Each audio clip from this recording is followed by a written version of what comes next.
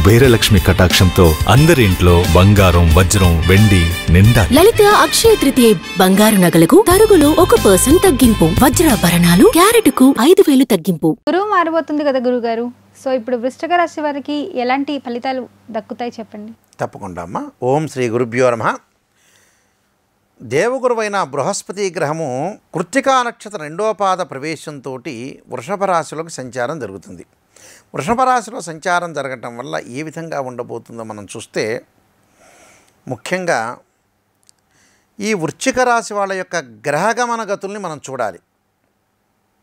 అంటే ఈ వృషభ రాశిలోకి ప్రవేశంతో వృశ్చిక రాశి వాళ్ళకి ఏ విధంగా ఉండబోతుందో చూస్తే, సహజంగా వృశ్చిక రాశి వాళ్ళకి చతుర్థ స్థానంలో శని యొక్క సంచారం, సప్తమ స్థానంలోకి గురువు యొక్క సంచారం. సప్తమ స్థానంలోకి గురువు యొక్క సంచారం వల్ల అనుకూలమైన ఫలితాలు బాగా ఎక్కువ ఉంటాయి. ముందు ముఖ్యంగా ధనపరంగా ఇబ్బందులు అనేవి ఉండవు. అంటే గతం కంటే కూడా మంచి ఫలితాలు వచ్చే అవకాశం అనేది ఒకటి ఉంటుంది. అంటే స్థితి మారుతూ ఉంటుంది, గతి మారుతూ ఉంటుంది. అంటే మంచి ఫలితాలు వచ్చే ఆస్కారం అనేది బాగా ఎక్కువ ఉంటుంది.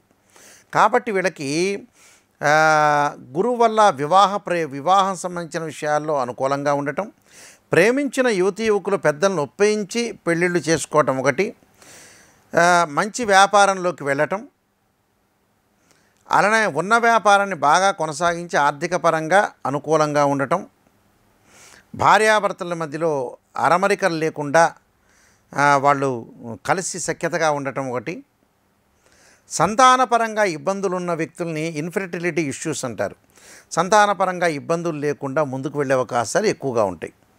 అంటే ఇవన్నీ కూడా వాళ్ళకి జరుగుతూ ఉంటాయి. అంటే గురువు యొక్క ఫలితం ఏంది? సప్తమ స్థానంలో గురువు ఉంటే 100% మంచిది. 2, 5, 7, 9, 11 స్థానాల్లో గురువు ఉంటే మంచిదని అంటాడు సంతాన గోచారరీత్యా. అంటే వీళ్ళకి సప్తమ స్థానంలో గురువు ఏర్పడ్డాడు కాబట్టి వీళ్ళకి గురువు యొక్క ప్రయోజనాలు ఉంటాయి. గురువు ఏంటంటే సంతానకారకుడు, కుటుంబకారకుడు, లాభకారకుడు, భాగ్యకారకుడు గురువు. గురువు వల్ల మంచి ఫలితం జరుగుతుంది, భాగ్యం లభించే అవకాశం, లాభం కలిగే అవకాశం ఉంటుంది, సంతానం లేని వాళ్ళకి సంతానం కలుగుతుంది, కుటుంబ పరంగా ఇబ్బందులు అనేవి తొలగిపోతాయి, వ్యాపార పరంగా కూడా బాగుంటుంది. అంటే ధనం అనేది కలిసి వచ్చే అవకాశం ఉంటుంది, ఆకస్మికంగా ధనలాభం కూడా మెండుగా ఉంటుంది వీళ్ళకి. అలానే విద్యార్థులకు చాలా మంచి కాలం ఇది. అంటే వాళ్ళు చెయ్యాలి, చదువు మీద కొంత మంచి అభిప్రాయం అనేది కలగటం ఒకటి, వేరే వ్యాపకాలను తీసుకెళ్ళి పక్కన పెడతారు, చదువు కాన్సన్ట్రేషన్ చేయాలి, చదువు పట్ల నేను శ్రద్ధ పెట్టాలి అనే ఒక ఉద్దేశం మనసులో భావన కలుగుతుంది. ఆ ఉద్దేశం అనేది మంచిదే. వాళ్ళు చేసే ప్రతి ప్రయత్నం కూడా సఫలీకృతం అవుతుంది. అందువల్ల వాళ్ళకి ఇబ్బందికరమైన వాతావరణం లేదు కాబట్టి అనుకూలంగా ఉండే ప్రయోజనాలు బాగా ఎక్కువ ఉంటాయి. అంటే ప్రతి విషయంలో కూడా వాళ్ళకి కొంత మంచి ప్రయత్నాలు చేస్తూ ఉంటారు, ఆ ప్రయత్నాలు సఫలీకృతం అవుతాయి. అందువల్ల ఇలాంటి విషయాల్లో వాళ్ళకి కొన్ని గృహ ఉపకరణ వస్తువులు కొనుగోలు చేస్తారు, ఎలక్ట్రానిక్ గుడ్స్ కొనుగోలు చేస్తారు.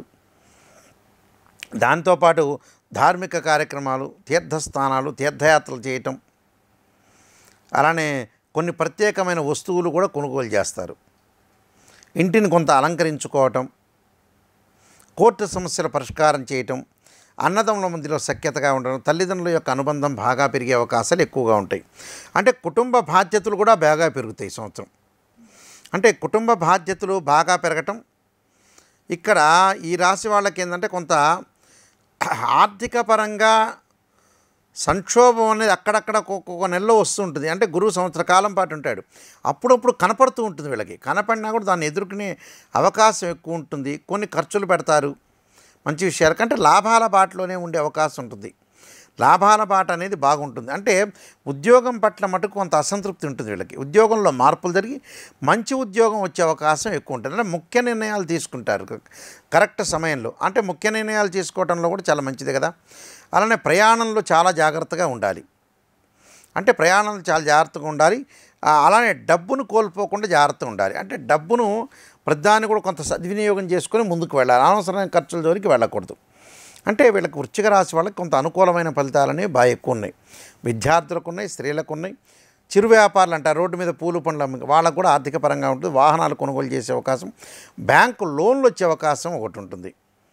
అంటే వీళ్ళకి ప్రతిదీ కూడా కొంత అనుకూలమైన వాతావరణం ఉండే అవకాశం ఉంది. అంటే అదృష్టం కలిసి వచ్చే అవకాశం కూడా వీళ్ళకు ఉంది. కాబట్టి వృశ్చిక రాశి వాళ్ళు ఎలాంటి భయం లేకుండా కొన్ని ప్రత్యేకంగా పరిహారాలు చేసుకొని ముందుకు వెళ్తే చాలు. ఎలాంటి పరిహారాలు గురుగారు? వీళ్ళు విష్ణు సహస్రనామ పారాయణం చేయాలి. ఓం నమో నారాయణాయ నమః అనే అష్టాక్షరి మంత్రాన్ని, దానితో పాటు కొంత ఆరోగ్యం మెరుగుపడాలంటే శని యొక్క ప్రార్థన చేయటం మంచిది. నీలాంజన సమాభాసం రవిపుత్రియమాకృత్యం ఛాయామార్తాండ సంభూతం తం నమామి శనైశ్చర అనే మంత్రాన్ని చక్కగా, అంటే ఈ మంత్రం ఖచ్చితంగా వాళ్ళు చేసి ముందుకు వెళ్ళాలి. దానితో పాటు వీళ్ళు చేయాల్సింది సూర్యుడి యొక్క ఆరాధన చేయాలి.